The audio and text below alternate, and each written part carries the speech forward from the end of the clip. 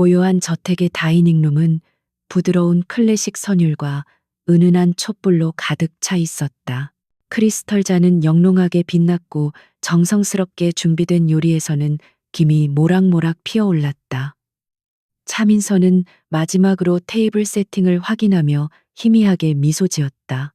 결혼 10주년. 그녀에게는 세상 그 무엇과도 바꿀 수 없는 소중한 날이었다.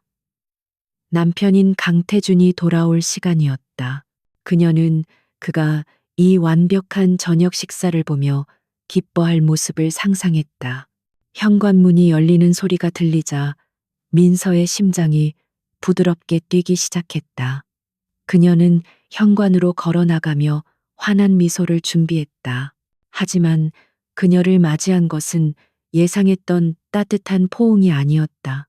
차가운 밤 공기와 함께 서 있는 강태준의 얼굴은 얼음장처럼 차가웠고 그의 팔에는 젊고 화려한 여자가 보란 듯이 매달려 있었다. 한유라였다. 요즘 떠오르는 신인 배우, TV 화면 속에서나 보던 얼굴이 자신의 집 현관에 서 있는 광경은 비현실적이었다.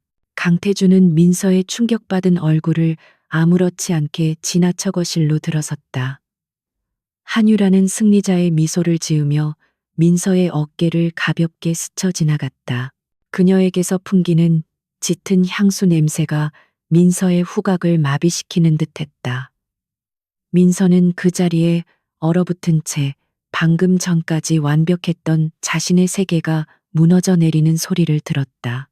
그녀의 심장은 더 이상 뛰지 않고 차가운 심연 속으로 가라앉는 것만 같았다. 다이닝룸에 완벽하게 차려진 테이블 앞에 선 강태준은 경멸적인 시선으로 음식을 훑어보았다. 그는 민서가 따라 들어오는 것을 확인하고는 품에서 하얀 서류 봉투를 꺼내 테이블 위로 던졌다. 금속 식기와 부딪히며 날카로운 소리를 낸 봉투는 마치 사형 선고문처럼 보였다. 민서의 시선이 봉투에 닿았지만 그녀는 아무 말도 할 수 없었다. 목구멍에 얼음 조각이 걸린 것처럼 모든 소리가 막혀버렸다. 이혼 서류야. 당신도 이제 그만 이 지긋지긋한 연극을 끝낼 때가 됐잖아. 강태준의 목소리에는 일말의 미안함도 없었다. 그는 마치 오랫동안 준비해온 대사를 읊는 배우 같았다. 한유라는 그의 옆에 서서 팔짱을 끼고는 흥미롭다는 듯이 민서를 관찰했다. 그녀의 눈빛은 민서의 고통을 즐기고 있는 것이 분명했다. 세상의 모든 것이 무너지는 순간이었다. 민서는 천천히 고개를 들어 남편을 바라보았다. 10년 동안 사랑하고 헌신했던 남자. 그의 성공을 위해 자신의 모든 것을 희생했던 남자.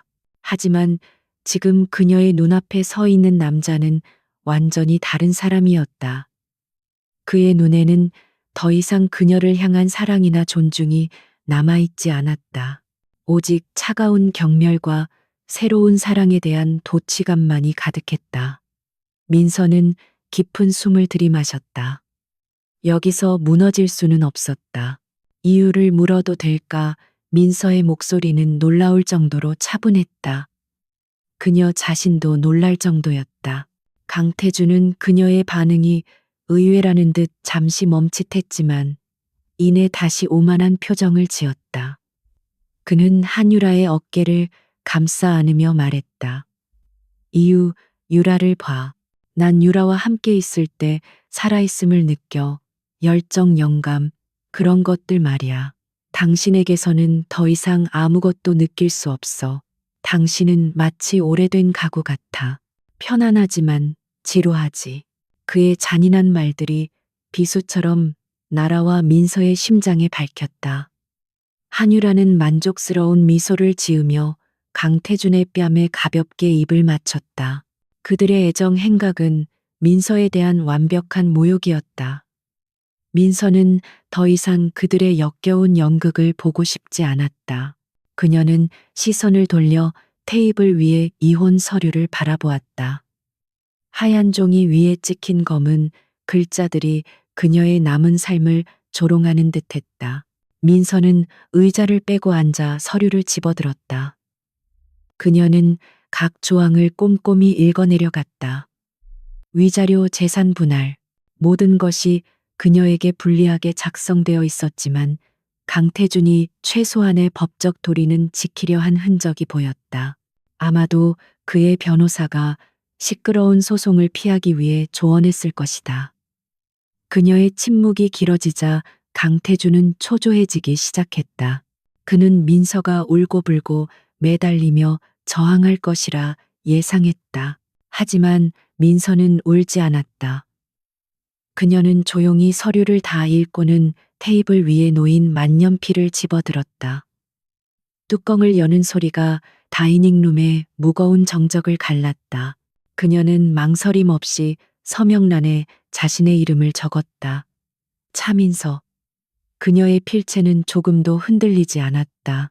서명을 마친 그녀는 펜을 내려놓고 서류를 강태준 쪽으로 밀었다. 모든 행동이 물 흐르듯 자연스럽고 단호했다.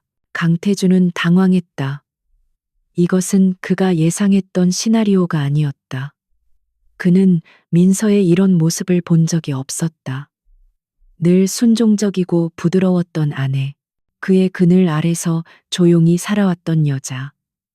그런 그녀가 자신의 인생이 끝장나는 서류에 눈 하나 깜짝하지 않고 서명하는 모습은 어딘가 섬뜩하기까지 했다. 한유라 역시 놀란 표정으로 민서를 쳐다보았다. 그녀는 민서가 더 극적으로 무너지길 바랐다. 이제 됐어. 민서가 입을 열었다. 그녀의 목소리는 여전히 평온했지만 그 안에는 얼음 같은 냉기가 서려 있었다. 당신들이 원하는 대로 해줬으니 이제 내 집에서 나가줘. 이 저녁 식사는 내가 나 자신을 위해 준비한 마지막 만찬이니까. 그녀의 말에 강태준은 순간적으로 할 말을 잃었다. 내 집이라는 단어가 그의 신경을 거슬렀다. 이 집은 명백히 그의 소유였기 때문이다. 하지만 그는 더 이상 아무 말도 하지 않았다. 민서의 눈빛에서 그는 이전에 본 적 없는 낯선 감정을 읽었다. 그것은 슬픔이나 분노가 아니었다. 모든 것을 체념한 듯 하면서도 그 깊은 곳에는 무언가 단단하고 날카로운 것이 숨겨져 있었다. 그는 불쾌한 예감에 휩싸였다. 그는 서류를 낚아채듯 집어들고는 한유라의 팔을 끌고 서둘러 저택을 나섰다. 문이 닫히는 소리가 길고 공허하게 울려 퍼졌다. 홀로 남은 민서는 한참 동안 그 자리에 앉아 있었다. 촛불이 흔들리며 그녀의 얼굴에 긴 그림자를 드리웠다. 완벽했던 저녁 식사는 이제 차갑게 식어버렸다. 그녀는 천천히 와인잔을 들어 올렸다. 붉은 와인이 촛불에 비쳐 마치 피처럼 보였다. 그녀는 와인을 한 모금 마셨다. 씁쓸한 맛이 입안에 퍼졌지만 눈물은 흐르지 않았다. 그녀의 눈은 마른 우물처럼 텅 비어 있었다. 강태준 그리고 한유라, 당신들은 나를 얕봤어. 당신들은 내가 누구인지 전혀 모르지. 민서는 속으로 되뇌었다. 그녀는 조용한 주부 차민서로 살아왔지만 그것이 그녀의 전부는 아니었다. 그녀의 과거, 그녀의 능력, 그녀의 진짜 모습은 화려한 저택의 울타리 안에 봉인되어 있었을 뿐이다. 이제 그 봉인이 풀렸다. 남편의 배신은 그녀를 지옥으로 밀어 넣었지만 동시에 그녀를 잠에서 깨웠다. 민서는 자리에서 일어나 창가로 걸어갔다. 창문에 비친 자신의 모습은 초라했지만 그녀의 눈빛은 서서히 변하고 있었다. 슬픔과 절망이 있던 자리에 차가운 분노와 강철 같은 결의가 차올랐다. 강태준은 그녀에게서 모든 것을 빼앗아갔다고 생각하겠지. 하지만 그는 가장 중요한 것을 남겨두었다. 바로 복수할 이유였다. 그리고 그녀는 그 누구보다 완벽하게 복수하는 방법을 알고 있었다. 밤의 어둠 속에서 저택을 떠나는 강태준의 자동차 헤드라이트 불빛이 멀어져 갔다. 그는 자신의 어리석음으로 인해 어떤 괴물을 깨웠는지 전혀 알지 못했다. 그는 아내를 버린 것이 아니라 자신의 제국을 파괴할 가장 강력한 적을 세상 밖으로 풀어준 것이었다. 차민서의 시대는 끝났다. 이제 새로운 이름으로 새로운 모습으로 돌아올 시간이었다. 폭풍은 이제 막 시작되고 있었다. 차민서가 사라진 후 강태준의 세상은 완벽해 보였다. 그는 한유라를 대동하고 각종 사교계 행사의 모습을 드러냈고 언론은 그의 새로운 사랑을 대서특필했다. 대중들은 재벌 총수와 젊은 여배우의 로맨스에 열광했다.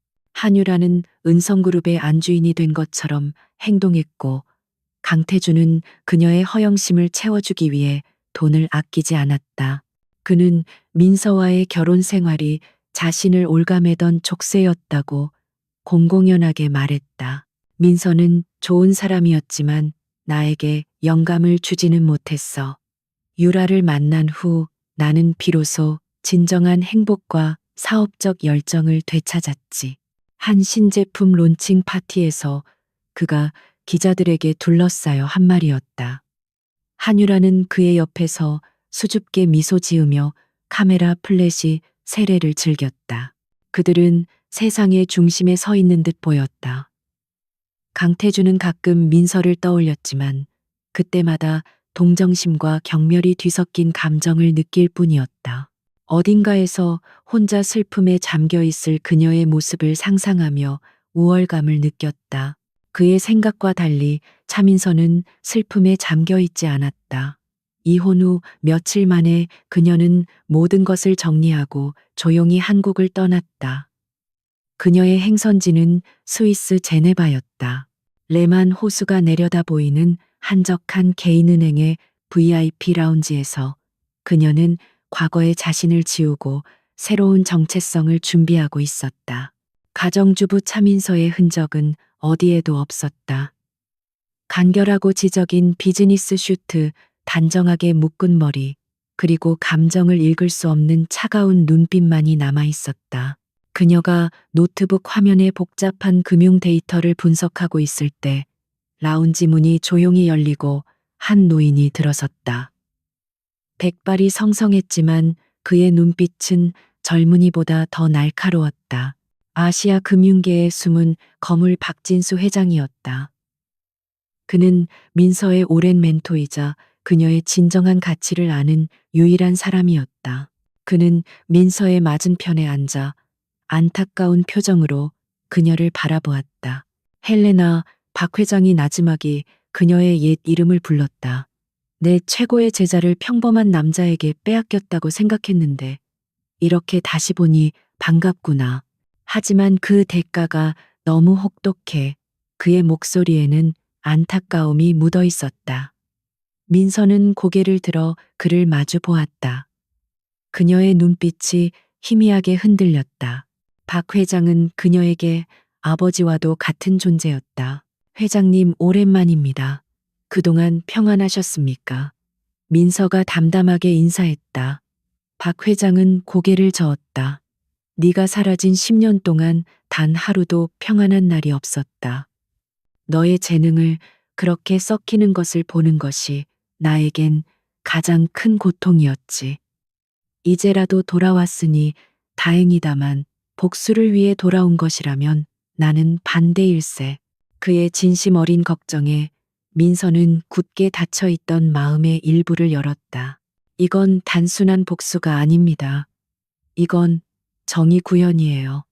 민서의 목소리에 힘이 실렸다. 강태준은 제 인생뿐만 아니라 아버지께서 남기신 회사의 근간까지 흔들고 있습니다. 그의 오만함과 무능함이 수많은 사람들의 일자리를 위협하고 있어요. 저는 제 것을 되찾고 모든 것을 제자리로 돌려놓을 겁니다. 그녀의 눈빛은 더 이상 흔들리지 않았다.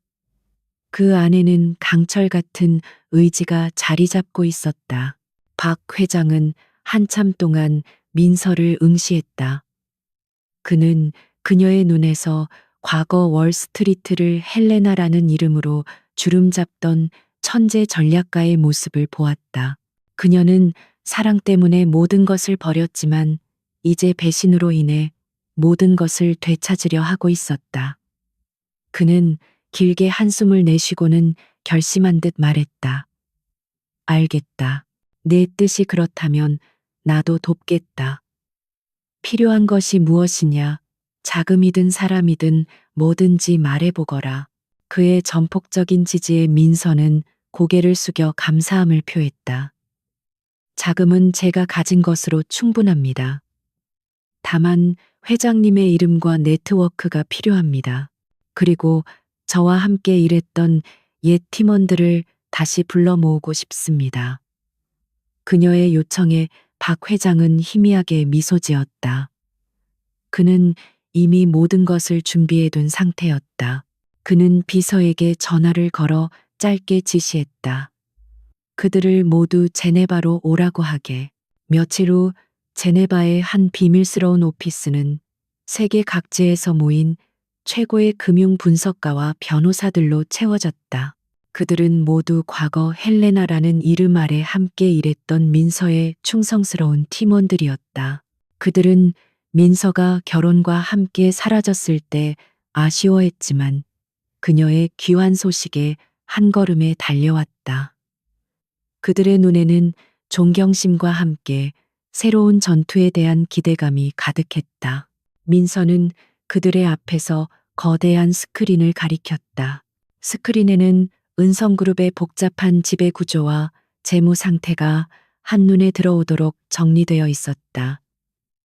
우리의 목표는 은성그룹입니다. 민서의 목소리가 조용한 사무실에 울려 퍼졌다. 강태준은 최근 몇 년간 무리한 사업 확장과 불필요한 인수로 회사의 재무 건전성을 심각하게 악화시켰습니다. 특히 이 부분 은성바이오 한유라를 위해 만들어준 페이퍼 컴퍼니에 가깝지만 그룹의 핵심 자금이 불법적으로 흘러들어가는 통로 역할을 하고 있죠. 팀원들의 눈이 빛나기 시작했다. 민서는 정확하게 은성그룹의 가장 약한 고리를 지적하고 있었다. 그녀는 계속해서 설명했다. 우리는 외부의 적처럼 보일 겁니다.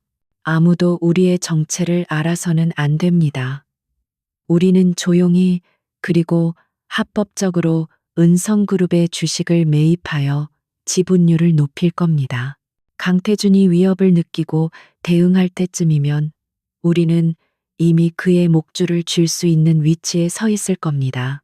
한 팀원이 질문했다. 우리의 이름은 무엇으로 합니까? 민서는 잠시 창밖을 바라보았다. 제네바의 하늘은 맑고 투명했다. 베리타스 캐피탈로 합시다. 라틴어로 진실을 의미하는 단어였다. 그녀는 강태준의 거짓과 위선으로 가득 찬 제국에 감춰진 진실을 세상에 드러낼 생각이었다. 그 이름에 모두가 고개를 끄덕였다. 작전명은 트로이의 목마였다. 그날 이후 베리타스 캐피탈은 유령처럼 움직이기 시작했다. 조세피난처에 세워진 여러 유령 회사를 통해 은성그룹의 주식을 조금씩 눈에 띄지 않게 사들였다. 시장은 미세한 움직임을 감지하지 못했다. 모든 것이 차민서의 완벽한 시나리오대로 진행되고 있었다. 그녀는 밤낮을 가리지 않고 일에 몰두했다. 잠자는 시간 외에는 오직 은성그룹을 분석하고 다음 단계를 계획하는 데에만 시간을 썼다. 한편 서울에서 강태준은 한유라와 함께 호화로운 생활을 계속하고 있었다. 그는 최근 주가가 조금씩 오르는 것을 자신의 경영 능력 덕분이라 착각하며 자만심에 빠져 있었다. 그는 알지 못했다.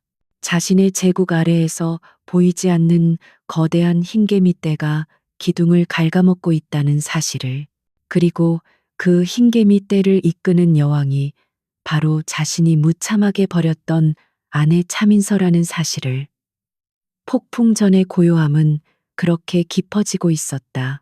서울 증권가에 미세한 파문이 일기 시작한 것은 강태준이 한유라와 몰디브에서 호화로운 휴가를 즐기고 돌아온 직후였다. 변화는 은성그룹의 핵심이 아닌 가장 작고 눈에 띄지 않는 자회사 은성바이오에서부터 시작되었다. 한때 유망한 신약 개발을 명목으로 설립되었지만 실질적으로는 한유라의 연예계 활동 지원과 비자금 조성 창구로 전락한 곳이었다. 그곳의 주식이 갑자기 요동치기 시작했다. 평소 하루 거래량이 미미했던 은성바이오의 주식에 엄청난 매수 주문이 쏟아져 들어왔다. 주가는 며칠 만에 수직으로 상승했고 시장의 모든 관심이 집중되었다. 경제 뉴스에서는 연일 은성바이오의 이상 급등 현상을 분석하며 미공개 호재 정보가 유출된 것이 아니냐는 의혹을 제기했다. 하지만 아무도 그 배후에 누가 있는지 알지 못했다. 매수 주체는 철저히 베일에 쌓인 해외 법인들이었다. 강태준은 재무팀으로부터 첫 보고를 받았을 때 대수롭지 않게 여겼다. 그는 최고 재무 책임자인 최상호 이사를 자신의 사무실로 불러 거만한 태도로 말했다. 최 이사, 이런 사소한 일로 나를 귀찮게 하지 말게. 어떤 투기꾼들이 장난치는 거겠지. 곧 제풀에 지쳐 떨어져 나갈 거야. 최 이사는 불안한 표정을 감추지 못했다. 그는 단순한 투기 세력의 움직임이 아니라고 직감했다. 회장님, 이번 건은 조금 다릅니다. 매수 방식이 매우 조직적이고 자금력 또한 상당합니다. 마치 회사의 가치를 정확히 꿰뚫고 약점을 노리는 전문 사냥꾼 같습니다. 최 이사의 신중한 경고에도 강태준은 귀 기울이지 않았다. 그는 최근의 성공과 언론의 찬사에 도취해 있었다. 그는 자신의 제국에 감히 도전할 자는 아무도 없다고 굳게 믿었다. 하지만 시장의 파문은 가라앉지 않았다. 오히려 점점 더 거세졌다. 은성바이오의 주식을 대량으로 확보한 익명의 투자자는 곧바로 다음 목표물로 이동했다. 이번에는 은성그룹의 또 다른 자회사인 은성건설이었다. 은성건설은 그룹의 핵심이었지만 최근 강태준이 추진한 무리한 해외 프로젝트 때문에 부채 비율이 높은 상태였다. 익명의 투자자는 바로 그 취약점을 파고들었다. 제네바의 사무실에서 차민서는 거대한 스크린을 통해 서울의 상황을 실시간으로 지켜보고 있었다. 모든 것이 그녀의 계획대로 움직이고 있었다. 그녀는 강태준의 성격을 누구보다 잘 알았다. 그는 오만하고 위험을 과소평가하며 눈앞에 이익에 쉽게 현혹되는 인물이었다. 민서는 일부러 작은 자회사들을 먼저 공격함으로써 그의 경계심을 무너뜨리고 자만심을 키워주었다. 강태준이 아직도 상황 파악을 못하고 있군요. 민서의 옆에 서 있던 분석가 중 한 명이 말했다. 민서는 고개를 끄덕였다. 그는 사냥감이 코앞에 와서 목을 물어뜯기 전까지는 위험을 감지하지 못할 겁니다. 이제 본격적으로 시작할 때가 됐어요. 은성그룹 본체의 주식을 매입하기 시작하세요. 최대한 조용하고 분산된 방식으로. 그녀의 지시에 팀원들은 일사불란하게 움직였다. 베리타스 캐피탈이라는 이름이 수면 위로 떠오른 것은 바로 그때였다. 여러 해외 법인의 배후에 있는 투자 주체가 베리타스 캐피탈이라는 사실이 시장에 조금씩 알려지기 시작했다. 하지만 그게 전부였다. 베리타스 캐피탈은 등록지만 케이맨 제도에 있을 뿐 소유주나 운용 자금의 규모 등 모든 것이 철저히 비밀에 붙여져 있었다. 그들은 유령처럼 나타나 은성그룹의 주식을 조용히 빨아들이고 있었다. 은성그룹의 주가가 꾸준히 상승하기 시작하자 강태준은 처음에는 만족스러워했다. 그는 자신의 경영 능력이 시장에서 좋은 평가를 받고 있는 증거라고 생각했다. 하지만 최 이사의 얼굴은 날이 갈수록 어두워졌다. 그는 단순한 주가 상승이 아니라 적대적 MA를 위한 사전 작업일 수 있다는 불길한 가능성을 떨칠 수 없었다. 그는 다시 한번 강태준에게 경고했다. 회장님, 베리타스 캐피탈의 지분 매입 속도가 심상치 않습니다. 이대로 가다가는 우리도 모르는 사이에 경영권을 위협받을 수 있습니다. 이번에는 강태준도 최 이사의 경고를 무시할 수 없었다.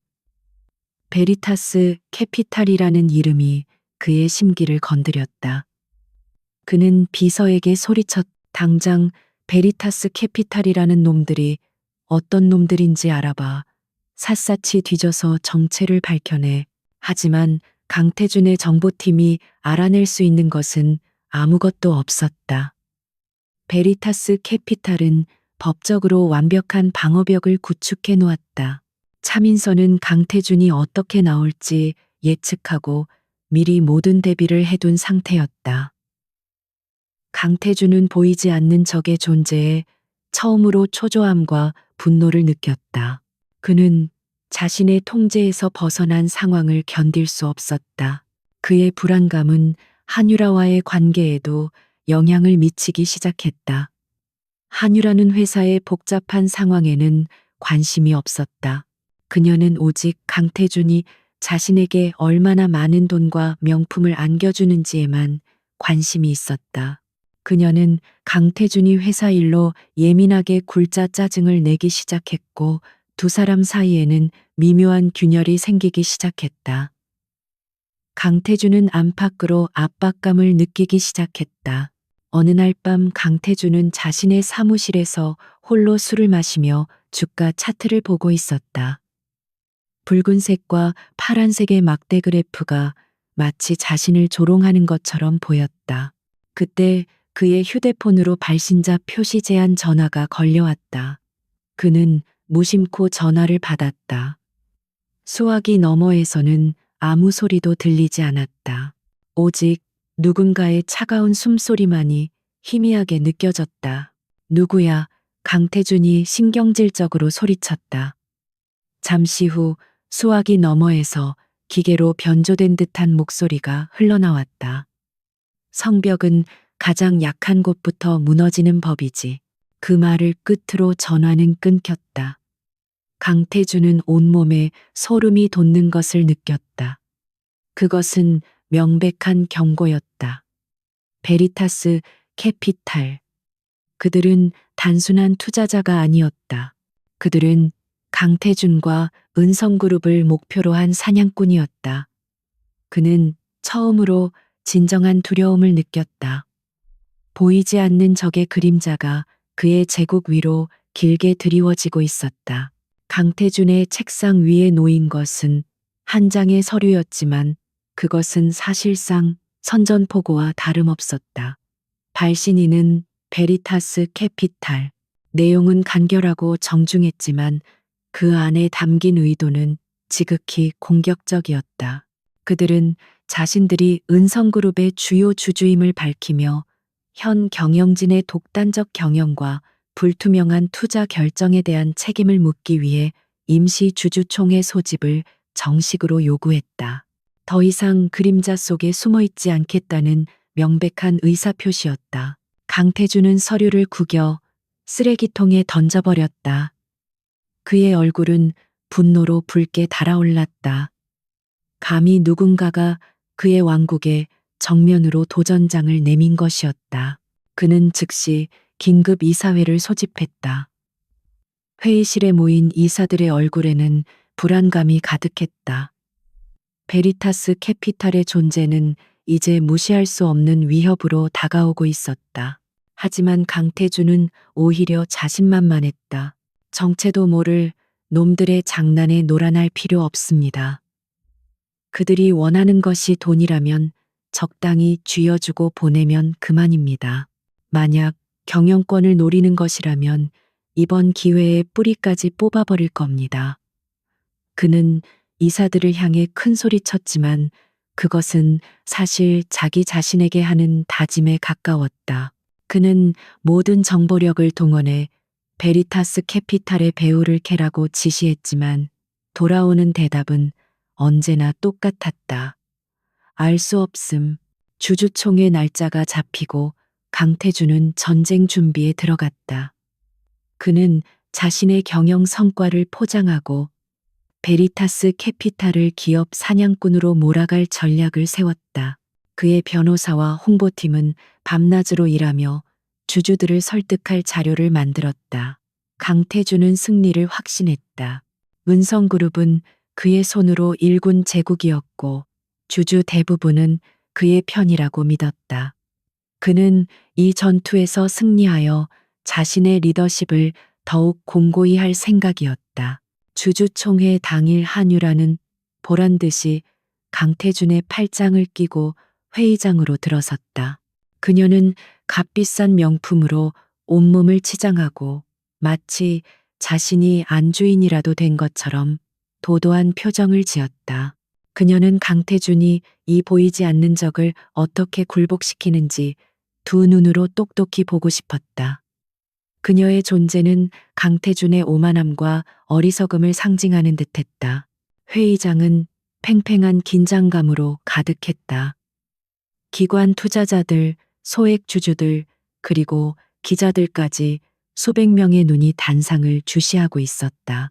강태준은 연단에 올라 특유의 카리스마 넘치는 연설을 시작했다. 그는 지난 몇 년간의 성과를 부풀려 설명하고 앞으로의 장밋빛 청사진을 제시했다. 그는 베리타스 캐피탈을 은성그룹의 성과를 약탈하려는 외국계 투기 자본으로 규정하고 주주들의 애국심에 호소했다. 존경하는 주주 여러분, 우리는 정체불명의 세력에게 우리가 피땀 흘려 이룩한 결실을 빼앗길 수 없습니다. 저는 오늘 이 자리에서 그들의 가면을 벗기고 은성그룹을 굳건히 지켜낼 것을 약속드립니다.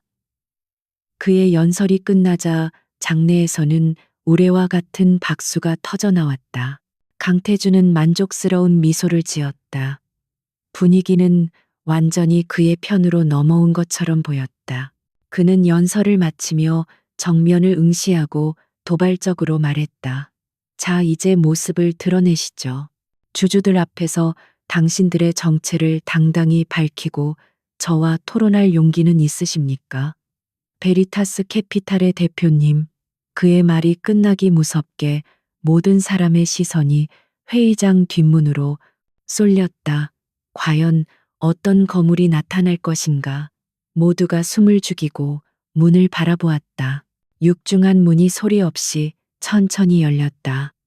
가장 먼저 안으로 들어온 것은 날렵한 스틸레토 힐이었다. 또각또각 대리석 바닥을 울리는 하이힐 소리는 이상하게도 회의장 전체를 압도하는 힘이 있었다. 소리를 따라 시선이 위로 올라갔다. 잘록한 허리를 강조하는 짙은 네이비색 파워, 수트 단정하게, 목을 감싼 실크 블라우스, 그리고 한치의 흐트러짐도 없는 단호한 표정의 얼굴. 차민서였다. 회의장에 있던 모든 사람들이 순간적으로 호흡을 멈췄다. 기자들의 카메라 플래시가 미친 듯이 터지기 시작했다. 과거 강태준의 아내로 조용한 내조의 여왕으로만 알려졌던 그녀. 이혼 후 대중의 시야에서 완전히 사라졌던 그녀가 이런 모습으로 나타나리라고는 아무도 상상하지 못했다. 그녀의 등장은 그 어떤 거물의 등장보다 더 충격적이었다. 가장 큰 충격을 받은 것은 단상 위에 서 있던 강태준과 그 옆에 있던 한유라였다. 강태준은 자신의 눈을 의심했다. 그는 마치 유령이라도 본 것처럼 그 자리에 얼어붙었다. 온몸의 피가 차갑게 식어내리는 기분이었다. 그가 순종적이고 나약하다고 믿어 의심치 않았던 여자. 그래서 가차없이 버렸던 여자. 바로 그 여자가 지금 자신의 제국을 파괴하러 온 적장이 되어 그의 눈앞에 서 있었다. 한유라의 얼굴은 하얗게 질려 있었다. 그녀는 본능적으로 위기감을 느꼈다. 차민서에게서는 과거의 초라하고 순종적인 모습을 찾아볼 수 없었다. 지금 그녀의 앞에 서 있는 사람은 완전히 다른 사람이었다. 범접할 수 없는 카리스마와 차가운 분노를 품고 있는 강력한 경쟁자였다. 그녀의 화려한 치장은 차민서의 지적인 권위 앞에서 초라하게 빛을 잃었다. 차민서는 수백 개의 시선을 아무렇지 않게 받으며 천천히 앞으로 걸어 나왔다. 그녀의 걸음걸이에는 망설임이 없었다. 그녀는 단상 앞으로 다가가 마이크 앞에 섰다. 강태준과 불과 몇 미터의 거리였다. 그녀는 잠시 회의장을 둘러보며 숨을 골랐다. 마침내 그녀가 입을 열었다. 그녀의 목소리는 나지막했지만 마이크를 통해 회의장 전체에 명확하게 울려 퍼졌다. 안녕하십니까, 주주 여러분. 그녀는 잠시 말을 멈추고 충격에서 벗어나지 못하고 있는 강태준을 똑바로 응시했다. 그녀의 눈빛은 차갑고 날카로웠다.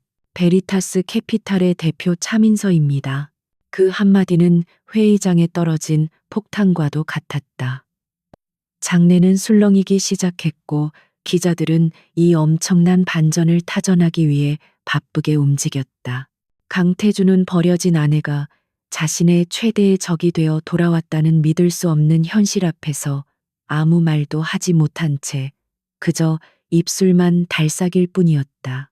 두 사람의 시선이 허공에서 부딪혔다. 길고 긴 전쟁의 서막이 마침내 올랐다. 차민서의 폭탄 선언으로 인해 회의장은 벌집을 쑤신 듯 소란스러워졌다. 강태준은 잠시 넋을 잃고 서 있다가 이내 정신을 차리고 상황을 수습하려 했다. 그는 마이크를 잡고 헛기침을 한 뒤에 써 침착한 목소리로 말했다. 하지만 그의 목소리는 미세하게 떨리고 있었다.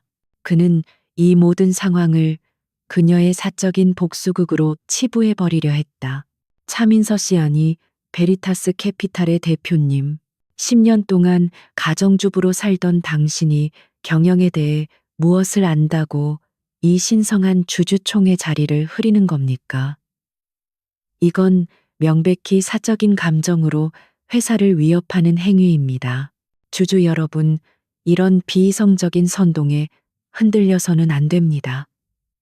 그는 주주들의 이성에 호소하며 그녀를 폄하하려 했다. 하지만 그의 전략은 완벽하게 빗나갔다.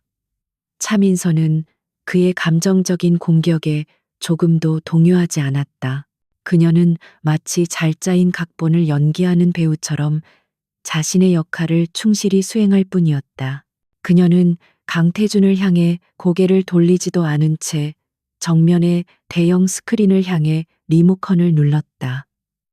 스크린에는 복잡한 그래프와 숫자들이 가득한 프레젠테이션 화면이 나타났다.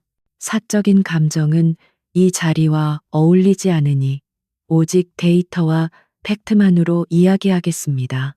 강태준 회장님. 그녀의 차가운 목소리가 회의장을 다시 한번 침묵시켰다. 스크린을 봐주십시오. 이것이 지난 3년간 강태준 회장님의 리더십 아래 은성그룹이 걸어온 길입니다. 그녀가 가리킨 첫 번째 그래프는 부채 비율의 급격한 상승 곡선이었다.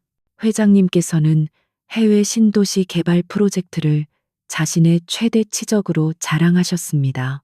하지만 보시는 바와 같이 이 프로젝트는 현재 그룹 전체의 현금 흐름을 위협하는 블랙홀이 되었습니다. 초기 사업 계획과 달리 공사는 지연되고 있고 분양 실적은 예상치의 20%에도 미치지 못합니다. 이로 인해 은성그룹의 총부채는 3년 만에 200% 이상 증가했습니다. 이것이 회장님께서 자랑하시는 성공적인 경영입니까? 그녀의 날카로운 지적의 장내가 다시 술렁였다. 일부 기관 투자자들은 심각한 표정으로 자신들의 자료를 확인하기 시작했다. 강태준의 얼굴이 굳어졌다. 그는 민서가 이렇게까지 상세한 내부 자료를 가지고 있을 줄은 상상도 못했다. 그는 황급히 반박했다. 그건 장기적인 관점에서 봐야 할 투자입니다. 모든 대규모 프로젝트에는 초기 위험이 따르는 법입니다. 민서는 그의 변명을 기다렸다는 듯이 다음 슬라이드로 화면을 넘겼다.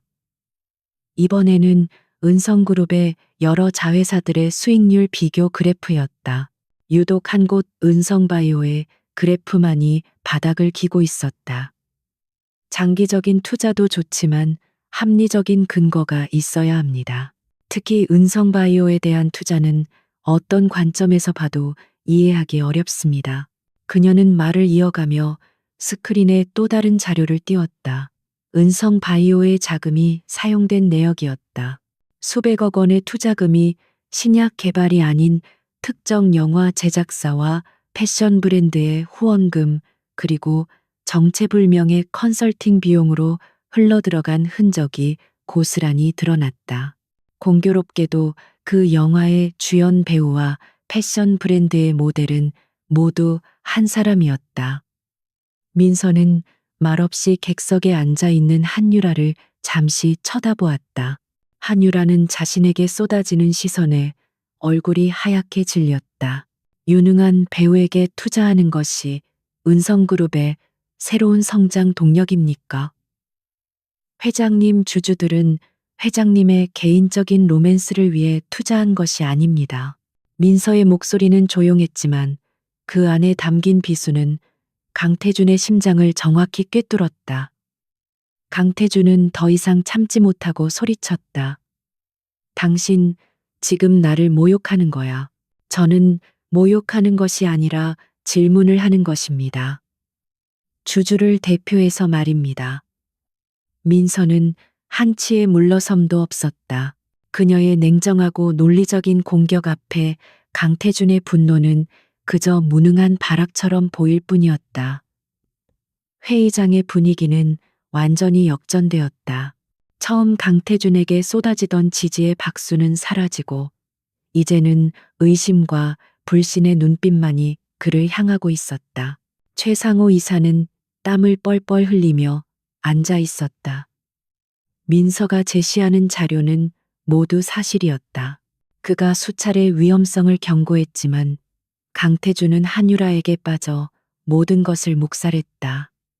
그는 이제 모든 것이 끝났다고 직감했다. 다른 이사들 역시 서로 눈치를 보며 자신들의 안위를 걱정하기 시작했다. 강태준이라는 배가 침몰하고 있다는 신호가 명확해졌다. 민서는 프레젠테이션을 마무리하며 마지막 슬라이드를 띄웠다. 주주 가치 회복을 위한 경영 정상화 방안. 그녀는 더 이상 과거를 비판하는 데 그치지 않고 미래를 위한 대안을 제시했다. 부실 자회사 매각, 해외 프로젝트의 전면 재검토, 투명한 의사결정 구조 확립 등 그녀의 제안은 지극히 전문적이고 설득력이 있었다. 그녀는 더 이상 복수심에 불타는 전처가 아니라 회사의 미래를 걱정하는 유능한 전략가였다. 마침내 그녀는 연설을 마치고 주주들을 향해 고개를 숙였다. 저의 목표는 오직 하나입니다. 강태준 회장님의 독단적인 경영으로 훼손된 주주 가치를 회복하고 은성그룹을 다시 정상 궤도에 올려놓는 것입니다. 그녀는 강태준을 똑바로 바라보며 마지막 일격을 날렸다. 따라서 저는 베리타스 캐피탈을 대표하여 최근 3년간 이루어진 모든 투자와 자금 집행 내역에 대한 외부 독립기관의 특별 감사를 실시할 것을 정식으로 제안합니다. 그녀의 말이 끝나자마자 객석 한쪽에서 조용히 손이 올라갔다. 국내 최대 연기금의 기금 운용 본부장이었다. 동의합니다. 그의 한마디에 다른 기관 투자자들도 기다렸다는 듯이 동의의 뜻을 표했다. 강태준은 눈앞이 캄캄해지는 것을 느꼈다. 그는 완벽하게 패배했다. 전쟁은 이제 막 시작되었지만 첫 번째 전투는 그의 처참한 패배로 끝나고 있었다. 임시주주총회에서 특별 감사 안건이 통과되자 은성그룹 본사에는 즉시 칼바람이 불기 시작했다. 차민서가 지정한 세계적인 회계법인 PK의 전문가들이 마치 점령군처럼 본사 건물로 진입했다. 그들은 가장 큰 회의실을 통째로 감사 상황실로 만들고 재무팀을 포함한 핵심 부서에 모든 서류와 전산 자료에 대한 접근 권한을 요구했다. 직원들은 복도를 지나면서도 숨을 죽였고 강태준의 측근들은 좌불안석이었다. 차민서의 베리타스 캐피탈팀 역시 감사팀의 자문 자격으로 상황실에 합류했. 그들은 단순한 회계 감사를 넘어 자금의 흐름 속에 숨겨진 부정한 연결고리를 찾아내는 데 집중했다. 강태준의 제국 심장부에서 그의 적들이 거대한 수술을 시작한 것이었다. 강태준은 표면적으로는 감사에 성실히 협조하겠다고 공언했지만 물밑에서는 필사적으로 저항했다. 그는 최상호 이사를 비롯한 충신들에게 증거인멸과 자료 제출 지연을 지시했다. 핵심 자료들은 서버에서 삭제하고 복구 불가능하게 만들어 감사팀이 요청하는 서류는 최대한 늦게 그리고 일부는 분실했다고 보고해 시간을 버는 거야. 시간을 벌면 어떻게든 해결할 방법이 생길 거다. 그의 지시에 따라 재무팀은 비협조적인 태도로 일관하며 감사팀과 보이지 않는 전쟁을 벌였다. 하지만 차민서의 팀은 그런 방해 공작을 이미 예상하고 있었다. 그들은 회계장부만 들여다보지 않았다. 그들은 전산 전문가를 동원해 삭제된 서버의 데이터를 복구하고 내부 고발자를 통해 사라진 서류의 사본을 입수했다. 강태준의 방해는 오히려 그들의 의심을 확신으로 바꿔주는 역할을 할 뿐이었다. 민서는 조용히 상황실을 지휘하며 거대한 퍼즐 조각을 하나씩 맞춰나가고 있었다. 첫 번째 실마리는 아주 사소한 곳에서 발견되었다. 은성바이오가 한 페이퍼 컴퍼니에 지급한 컨설팅 비용이었다. 액수는 크지 않았지만 그 회사의 실체가 불분명했다. 민서의 팀원이 밤샘 추적 끝에 그 페이퍼 컴퍼니의 소유주가 한유라의 개인 스타일리스트의 명의로 되어 있다는 사실을 밝혀냈다. 그것은 거대한 비자금 네트워크의 입구에 불과했다. 감사팀의 칼날이 은성바이오를 향하자 가장 먼저 공포에 질린 것은 한유라였다. 그녀는 자신의 영화 제작 명품 구매, 심지어 개인적인 파티 비용까지 모두 은성바이오의 법인카드로 결제해왔다. 그녀는 감사팀으로부터 소명 자료 제출을 요구하는 공식 서한을 받자마자 이성을 잃었다. 그녀는 곧장 강태준의 사무실로 달려가 서류를 그의 얼굴에 집어 던졌다. 이게 다 뭐야? 당신 지금 저 여자가 내 숨통을 끊도록 가만히 보고만 있을 셈이야. 그녀의 목소리는 히스테릭했다. 과거의 사랑스러운 모습은 온데간데 없었다. 당신 무능의 회장이라는 사람이 전처 하나 처리 못해서 나까지 위험에 빠뜨려 당장 어떻게든 해봐. 저 여자 좀 막아보라고. 그녀의 비난에 강태준의 자존심은 산산조각 났다. 회사와 연인 모두에게서 압박을 받자 그의 정신은 극한으로 내몰렸다. 그날 밤 강태준은 인적이 드문 한 고급바에서 은밀하게 한 남자를 만났다. 과거 그의 지저분한 문제들을 처리해주던 해결사였다. 어둠 속에 잠긴 남자의 얼굴은 표정을 읽을 수 없었다. 강태준은 떨리는 손으로 위스키 잔을 든 채 입을 열었다. PK 감사팀이 가진 자료 원본. 영원히 사라지게 만들 방법이 있나? 그의 목소리는 그 자신도 놀랄 만큼 비열하게 들렸다. 그는 범죄를 모의하고 있었다. 한편 감사 상황실에서는 마침내 결정적인 증거가 발견되었다. 한 젊은 분석가가 삭제된 회계 서버의 이중 백업 파일 속에서 암호화된 숨겨진 장부를 찾아낸 것이었다. 암호를 푸는데 꼬박 이틀이 걸렸다. 마침내 장부의 내용이 화면에 떠오르자 상황실에 있던 모두가 숨을 삼켰다. 그곳에는 상상을 초월하는 진실이 담겨 있었다. 그것은 단순한 비자금 장부가 아니었다. 강태준이 은성그룹을 인수한 직후부터 지난 10년간 그룹의 주요 프로젝트에서 빼돌린 천문학적인 규모의 자금 흐름이 고스란히 기록되어 있었다. 자금은 수십 개의 유령 회사를 거쳐 조세피난처의 비밀 계좌로 흘러 들어갔다. 한유라에게 들어간 돈은 그 거대한 빙산의 일각에 불과했다. 그는 회사를 사유화하여 거대한 현금 인출기처럼 사용해왔던 것이다. 차민서는 스크린에 떠오른 숫자들을 차가운 눈으로 응시했다. 그녀가 결혼 생활 내내 느꼈던 미묘한 위화감의 실체가 바로 이것이었다. 강태준은 처음부터 그녀를 사랑한 것이 아니라 그녀의 아버지가 남긴 회사를 차지하기 위해 그녀를 이용했던 것일지도 모른다. 그녀의 심장이 차갑게 식었다. 이제 남은 것은 분노도 슬픔도 아니었다. 오직 차가운 의무감뿐이었다. 이 부패한 제국을 끝장내야 한다는 모든 증거를 정리해서 검찰에 제출할 준비를 하세요. 그녀가 나지막이 명령했다. 그리고 강태준이 더 이상 어리석은 짓을 하지 못하도록 작은 경고를 하나 보내야겠군요. 그녀의 눈빛이 얼음처럼 빛났다. 길고 길었던 사냥이 이제 막바지에 다다르고 있었다. 그녀는 이제 뱀의 머리를 자를 준비를 하고 있었다. 차민서가 발견한 비밀 장부는 강태준을 단번에 무너뜨릴 수 있는 핵폭탄과도 같았다. 하지만 그녀는 서두르지 않았다. 성급한 공격은 적에게 반격의 빌미를 줄 수 있다는 것을 그녀는 잘 알고 있었다.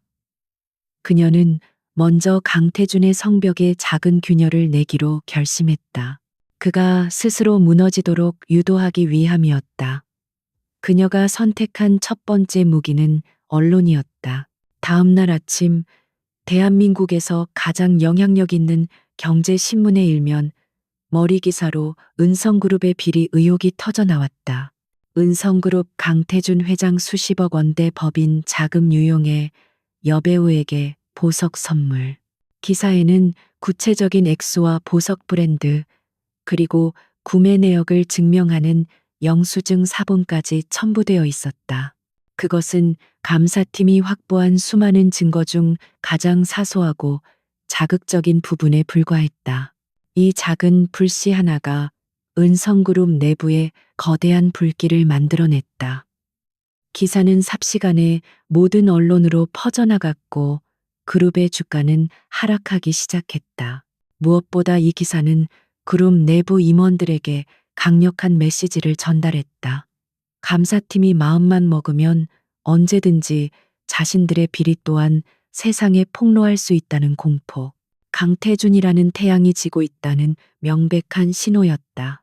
강태준의 충신이었던 임원들은 이제 각자 살기를 모색하기 시작했다. 그들은 더 이상 강태준의 사무실에 모여 대책을 논의하지 않았다. 대신 그들은 삼삼오오 모여 서로의 눈치를 살피며 앞으로의 거취를 고민했다.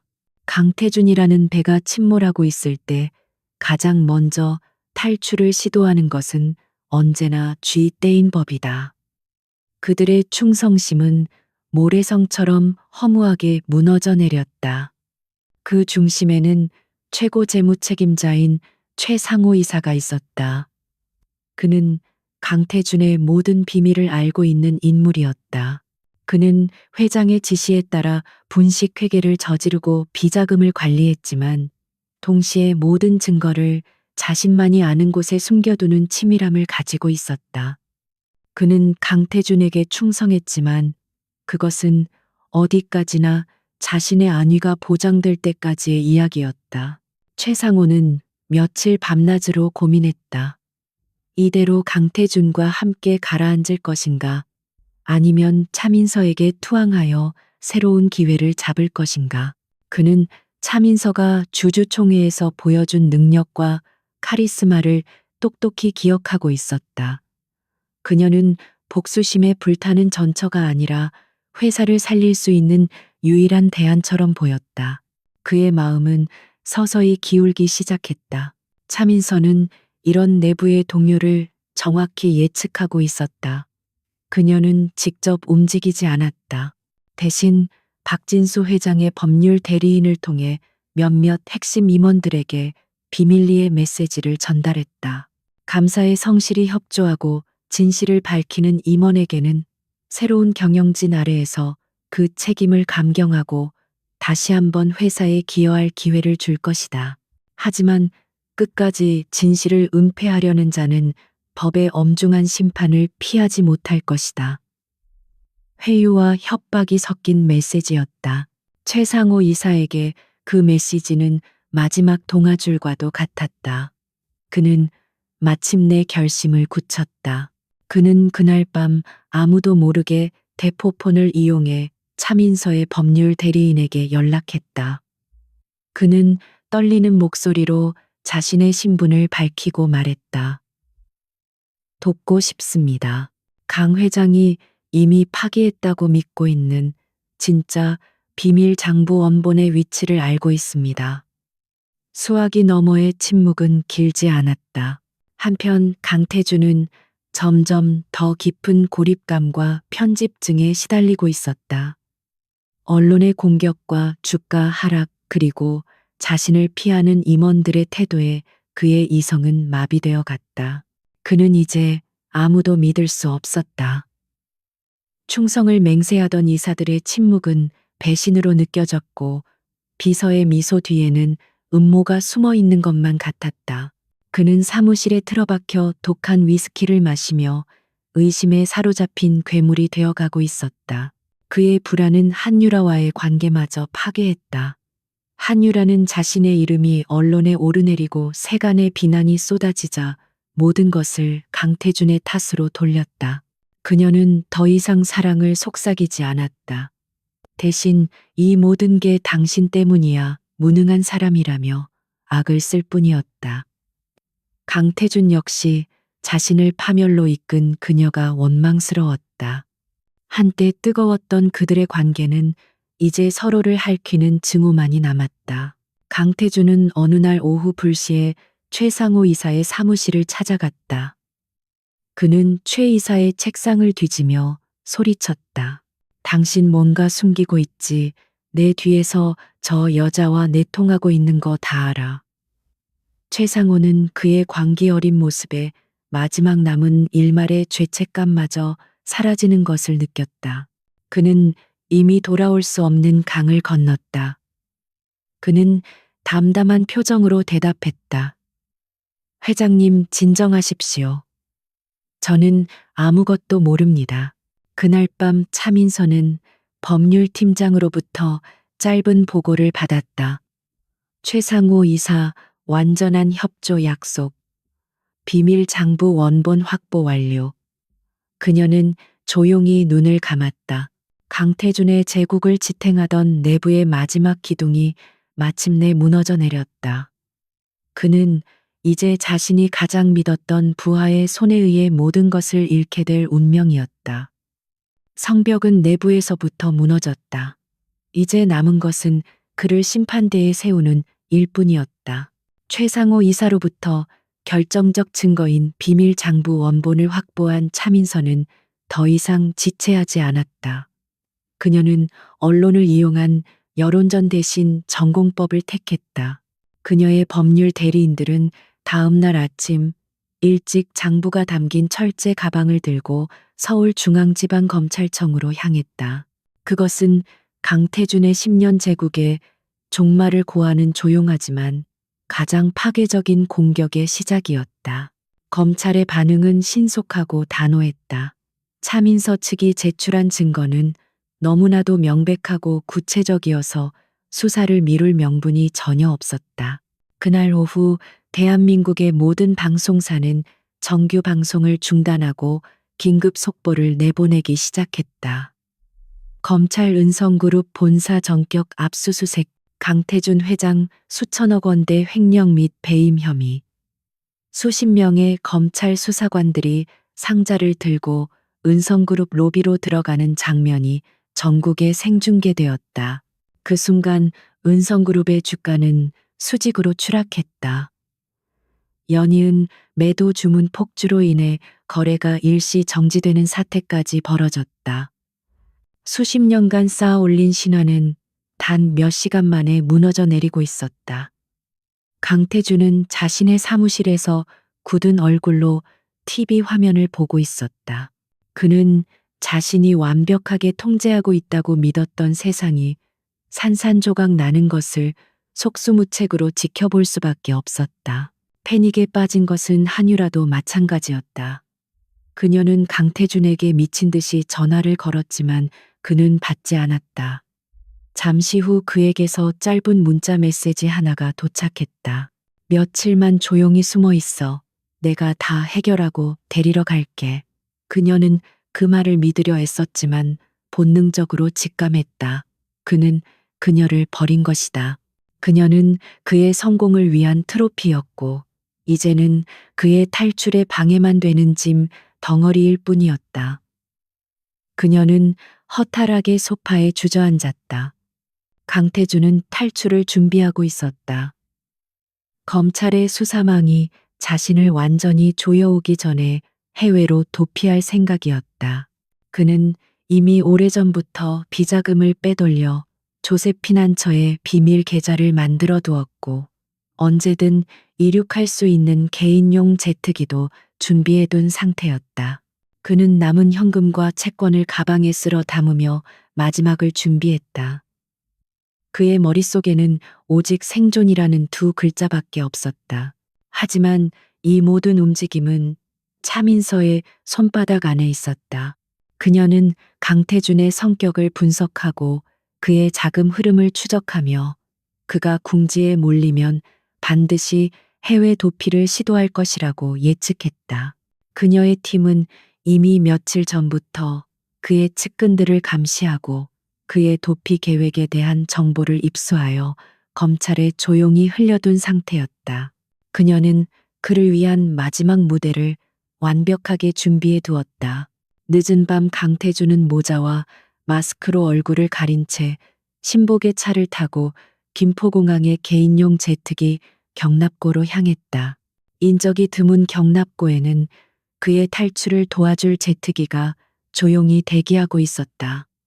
그는 마지막으로 한국 땅을 둘러보았다. 이 모든 것을 자신의 손에 쥐었다고 생각했는데 이제는 범죄자가 되어 쫓기듯 떠나야 하는 자신의 신세가 처량했다. 그가 동 가방을 들고 제트기 트랩에 발을 올리는 바로 그 순간이었다.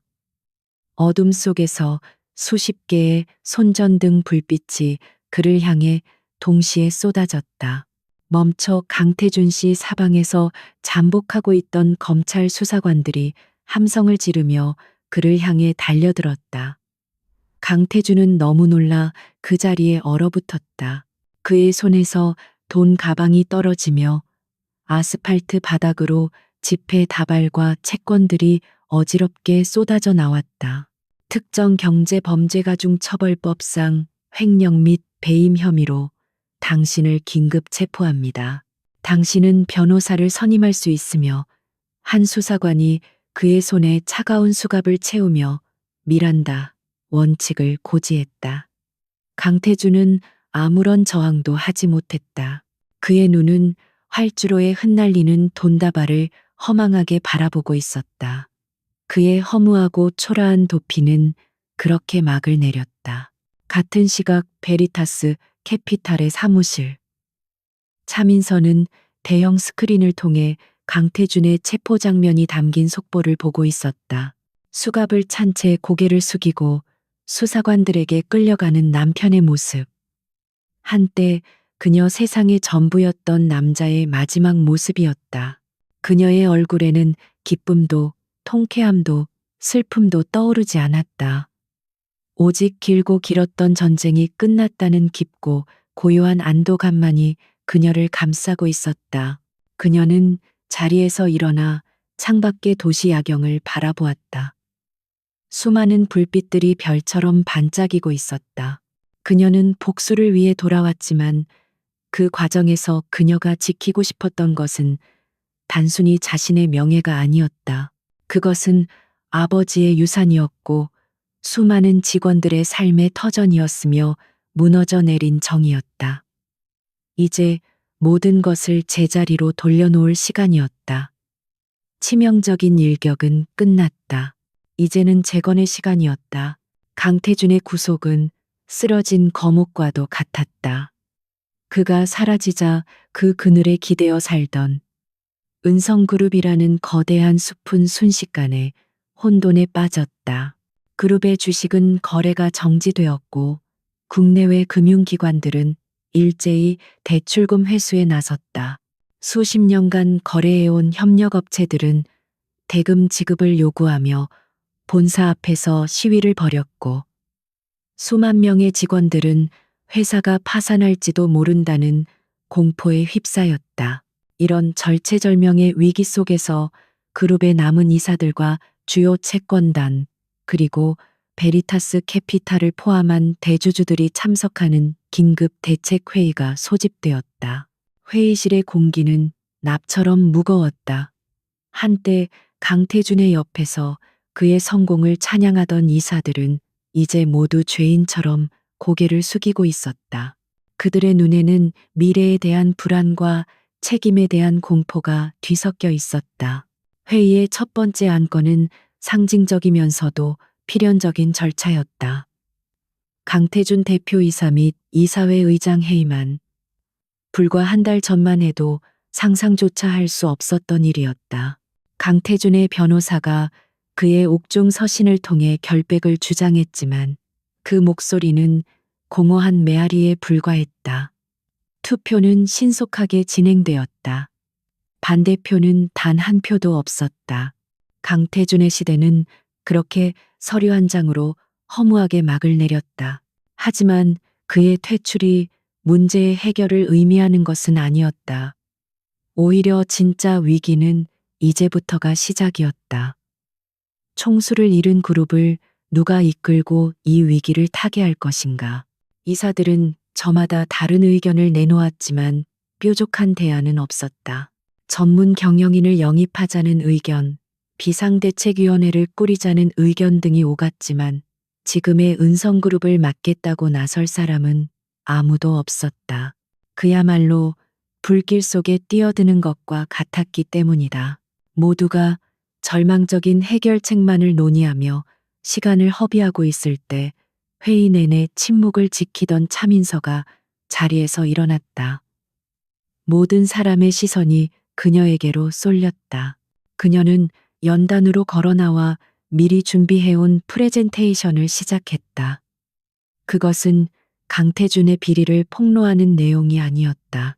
그것은 은성그룹의 생존과 미래에 대한 구체적인 청사진이었다. 지금 우리에게 필요한 것은 과거에 대한 비판이 아니라 미래를 위한 해결책입니다. 그녀의 목소리는 회의실 전체를 울렸다. 그녀는 스크린에 그룹의 재무 상태를 정확히 띄우고 각 계열사가 가진 문제점과 잠재력을 냉철하게 분석했다. 그리고 그녀는 해결책을 제시했다.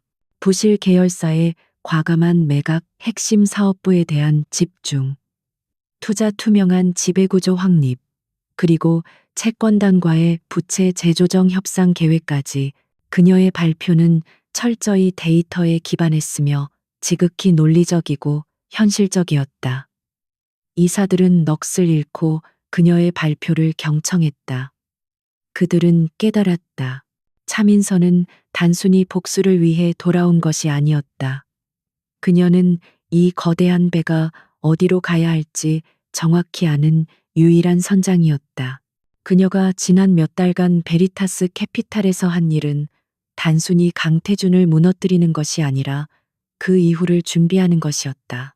발표가 끝나자 회의실에는 잠시 정적이 흘렀다. 이윽고 객석에 앉아있던 국민연금 기금운용본부장이 자리에서 일어나 마이크를 잡았다. 그는 대한민국 자본시장의 가장 큰 손이었다. 저는 차민서 대표님의 비전과 계획에 전적으로 동의합니다. 그리고 지금 이 위기를 수습하고 이 청사진을 현실로 만들 수 있는 유일한 인물 역시 차민서 대표님뿐이라고 생각합니다. 그가 말을 이어갔다. 따라서 저는 국민연금을 대표하여 차민서 대표를 은성그룹의 회생을 이끌 비상경영위원장 겸 신임 회장으로 공식 추천합니다. 그의 제안에 다른 기관 투자자들과 채권단 대표들도 기다렸다는 듯이 동의의 뜻을 표했다. 대세는 완전히 기울었다. 일부 강태준의 잔존 세력이 반발하려 했지만 그들의 목소리는 거대한 흐름 속에서 힘을 잃었다. 곧바로 신임 회장 선출을 위한 투표가 진행되었다. 결과는 압도적이었다. 차민서는 베리타스 캐피탈의 지분과 기관 투자자들의 전폭적인 지지를 등에 업고 은성그룹의 새로운 주인이 되었다. 회의장 의장석의 명패가 조용히 교체되었다. 극힌 자국이 선명한 강태준이라는 이름이 사라지고 그 자리에 차민서라는 이름이 깨끗하게 새겨졌다. 왕좌의 주인이 바뀌는 순간이었다. 차민서는 의장석에 앉아 회의장에 모인 사람들을 둘러보았다. 그녀의 얼굴에는 승리자의 오만함 대신 무거운 책임감이 감돌았다. 그녀는 마이크를 잡고 자신의 첫 번째 메시지를 전달했다. 오늘부터 은성그룹의 재건을 시작합니다. 이 길은 매우 고통스럽고 어려울 것입니다. 뼈를 깎는 구조 조정이 있을 것이고 많은 것을 포기해야 할지도 모릅니다. 그녀의 목소리는 차분했지만 그 안에는 흔들림 없는 결의가 담겨 있었다. 하지만 저는 약속합니다. 이 위기를 극복하고 은성그룹을 더욱 투명하고 강한 기업으로 다시 세우겠습니다.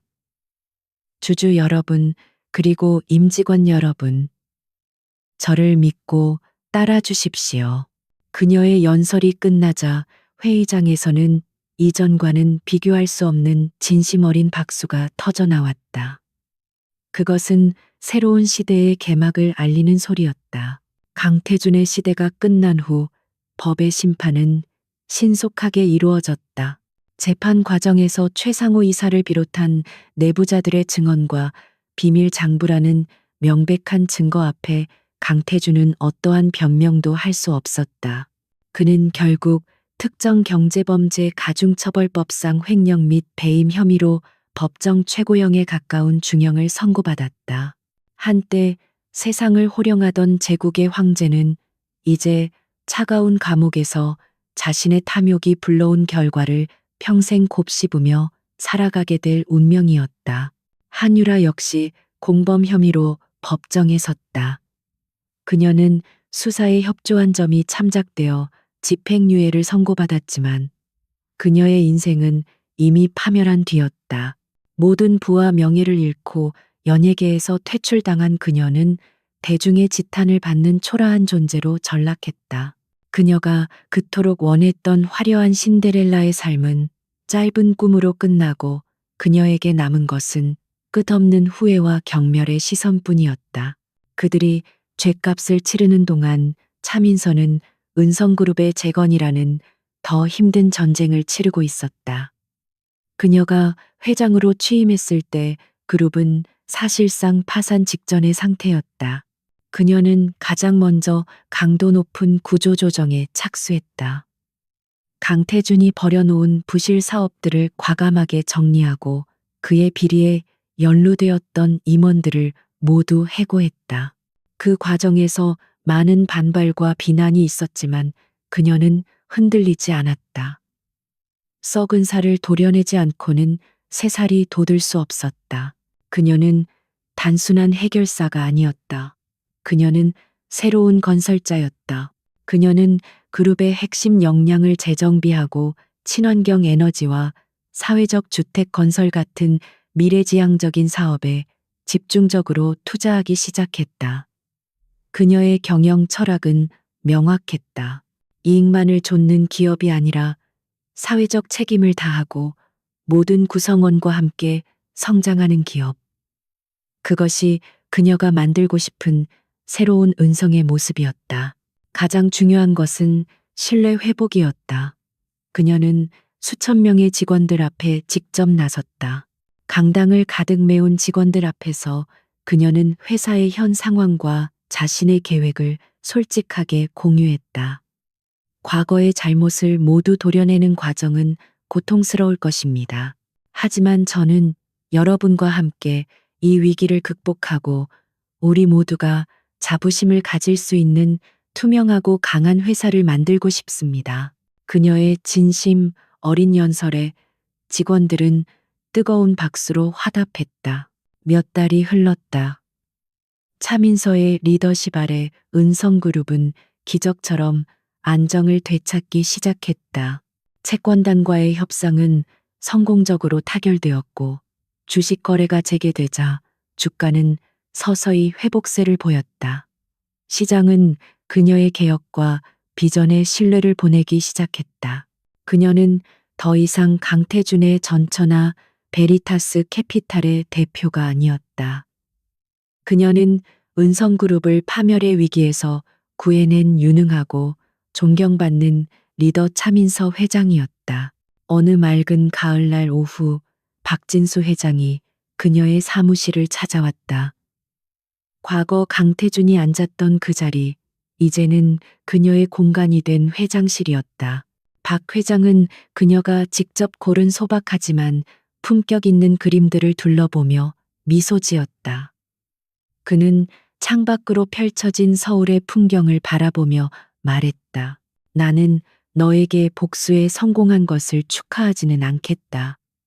대신 죽어가던 제국을 살려낸 위대한 리더가 된 것을 축하하마. 차민서는 희미하게 미소 지으며 대답했다. 모두 회장님과 저를 믿어준 직원들 덕분입니다. 박 회장은 고개를 저었다. 아니다. 모두 내 자신의 힘으로 이뤄낸 것이다. 이제 헬레나는 완전히 죽었구나. 내 눈앞에는 더 크고 단단한 차민서가 서 있을 뿐이다. 그의 말에 그녀는 더 이상 아무 대답도 하지 않았다. 그것이 가장 정확한 표현이었기 때문이다. 박 회장이 돌아간 후 그녀는 홀로 남아 창밖을 바라보았다. 1년 전 이혼 서류를 받았던 그날의 절망이 떠올랐다. 그녀는 모든 것을 잃었다고 생각했다. 하지만 그녀는 잃은 것이 아니라 되찾은 것이었다.